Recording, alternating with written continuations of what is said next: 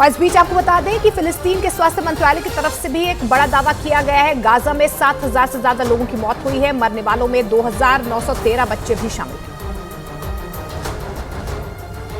और इजराइल के लगातार हमलों की वजह से वहां हालात बिगड़ते जा रहे हैं, क्योंकि वहां खाने और पीने की भी किल्लत हो रही है। 7 अक्टूबर को इजराइल पर हमास के हमले के बाद से ही छिड़ी जंग बेकाबू हो चुकी है। इजराइल हमास के ठिकानों को निशाना बनाने के लिए गाजा में लगातार हमले कर रहा है, जिसकी वजह से वहां हजारों लोगों की मौत हो गई। फिलिस्तीन के स्वास्थ्य मंत्रालय के मुताबिक गाजा में 7,000 से ज्यादा लोगों की मौत हो गई, जिनमें करीब 3,000 बच्चे भी शामिल हैं।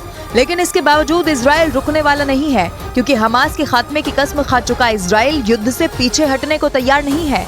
और रॉयटर्स के मुताबिक इजराइल ने हमास के लड़ाकों को सुरंगों से चूहों की तरह बाहर निकालने की रणनीति तैयार की है, जिसके तहत गाजा पट्टी में मौजूद उन सुरंगों में भूमध्य सागर से पानी भरने की योजना है, ताकि सुरंगों से बाहर निकलते ही हमास के लड़ाकों को मार गिराया जा सके। क्योंकि गाजा पट्टी के नीचे बनी ये सुरंगें हमास के लड़ाकों के छिपने की सबसे महफूज जगह हैं। एक रिपोर्ट के मुताबिक सुरंगों में महीनों तक रहने और खाने पीने का इंतजाम किया गया। हमास के हथियार भी इन्हीं सुरंगों में रखे गए। और एक रिपोर्ट के मुताबिक हमास ने इन्हीं सुरंगों में वॉर कमांड सेंटर तक बना रखा है। इसलिए इजराइल ने हमास के लड़ाकों को सुरंगों से चूहों की तरह बाहर निकालने का प्लान तैयार किया। न्यूज एजेंसी रॉयटर्स के मुताबिक इजराइल की तैयारी भूमध्य सागर से इन सुरंगों में पानी भरने की, मतलब गाजा पट्टी में बनी हमास की सुरंगों में इजराइल की सेना बाढ़ लाने की रणनीति पर काम कर रही है। और दावा है कि पानी भरने के बाद हमास के लड़ाकों को जान बचाने के लिए मजबूरी में सुरंगों से बाहर निकलना ही पड़ेगा। और सुरंगों से बाहर निकलते ही हमास के लड़ाकों को मार गिराया जा सकेगा, क्योंकि गाजा पट्टी में मौजूद हमास की सुरंगें इजराइल की सेना के लिए किसी भूल भुलैया से कम नहीं है। इजराइल की मीडिया का दावा है कि हमास इन्हीं सुरंगों में छिपकर हमलों को अंजाम देने में जुटा है। इसीलिए इजराइल ने हमास के लड़ाकों को बाहर निकालने के लिए सुरंगों में सैलाब लाने का प्लान बना लिया।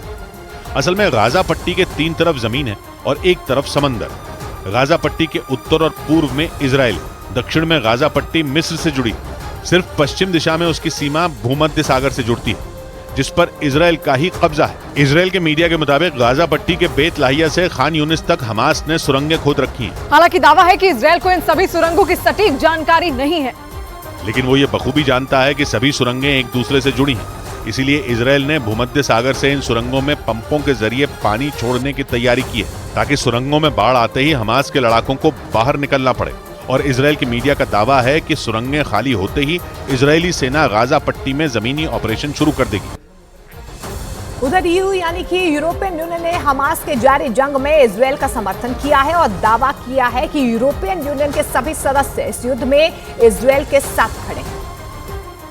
और इस दौरान उन्होंने इजराइल पर हमास के हमलों की निंदा की और हमास पर इजराइल की जवाबी कार्रवाई का समर्थन भी किया। यूरोपियन यूनियन की एक समिट के दौरान जर्मन के चांसलर ओलाफ शोल्ज ने कहा कि सभी सदस्यों को मिलकर हमास के कब्जे में मौजूद इजराइल के लोगों की मदद के लिए काम करना चाहिए।